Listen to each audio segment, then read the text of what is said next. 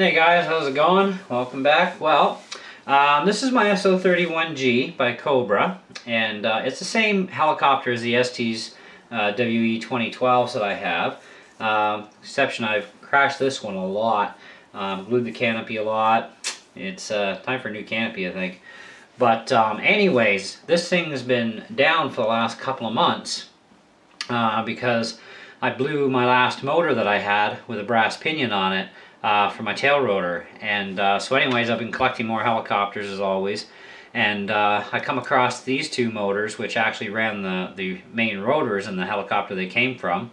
And the one with the longer shaft turned out to be the better choice. I tried this one too, but it was too short of a shaft. You know, it needed like an extra, you know, maybe 1/16 of an inch and it would have been perfect.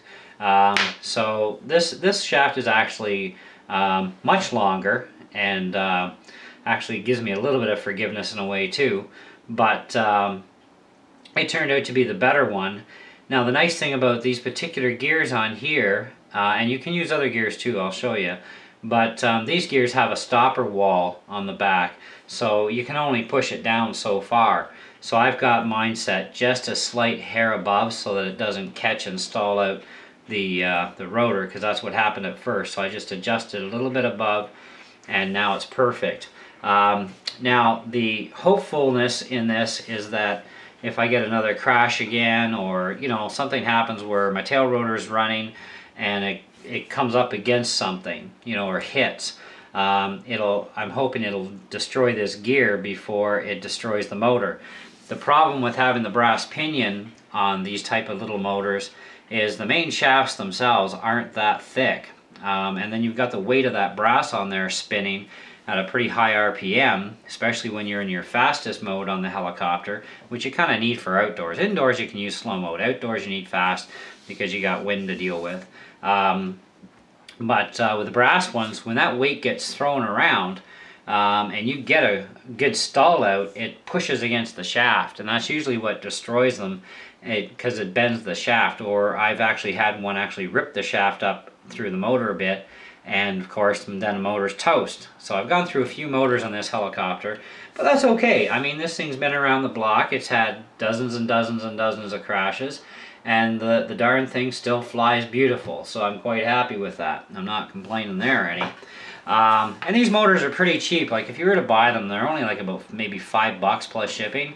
I just didn't feel like spending $5 in shipping when, you know, I found out I had a helicopter here that I'd ripped apart, and I already got the motors. And the motor, this one with the longer shaft, was actually better, because this one didn't quite work right, and there's not enough room. Like with the shorter shaft here, you actually have to have it down pretty much flush with the pin at the top here in order for it to stay on. So I was worried about it, you know, flying off on me. So I decided to go with this one with the longer shaft, which it doesn't interfere with the blade at all. You know, there's enough clearance there that it won't interfere.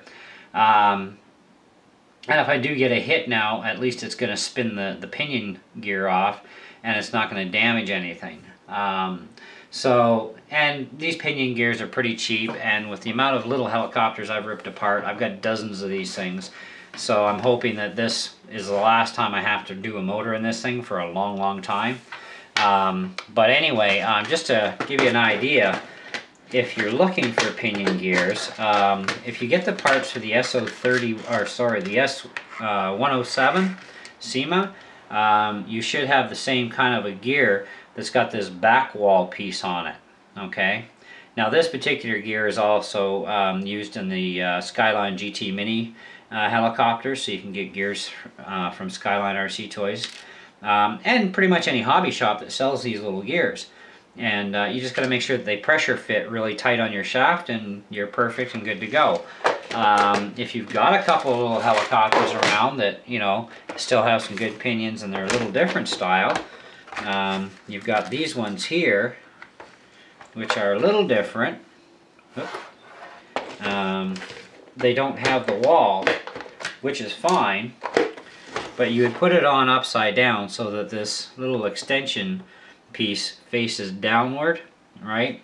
And then you can just gently adjust the height with it, and you'll be good to go, and you'll last for quite a while.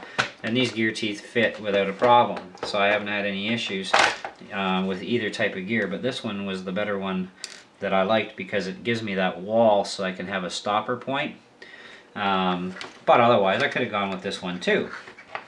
Now these motors here, they're a little overkill, they're a little too long and too much weight, so I needed something smaller, and that turned out to be this, and this is the exact same motor as what comes with the S031 and S031G and many others like this, with the exception that they put a brass gear on there, and that brass gear is not going to come off, and it's definitely not going to spin when you get choked against a wall or something.